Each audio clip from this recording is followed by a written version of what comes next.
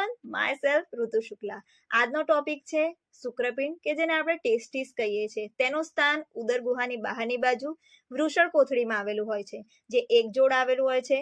શુક્રપિંડને આપણે પ્રાથમિક જાતીય અંગ કહીએ છીએ. તેની અંદર બે વસ્તુનો સમાવેશ થાય છે. એક તો જનનકોષો, કે જેની અંદર શુક્રકોષનો સમાવેશ થાય છે, જે શુક્ર ઉત્પાદક નલિકામાંથી નિર્માણ પામે છે. અને બીજા નંબરમાં આવશે અંતઃસ્ત્રાવ, કે જેની અંદર એન્ડ્રોજન્સનો સમાવેશ થાય છે. તેની અંદર મુખ્ય ટેસ્ટોસ્ટેરોન અંતઃસ્ત્રાવનો સમાવેશ થતો હોય છે. ટેસ્ટોસ્ટેરોન અંતઃસ્ત્રાવના કાર્યો તો તે ઘેરા અવાજ માટે જવાબદાર છે.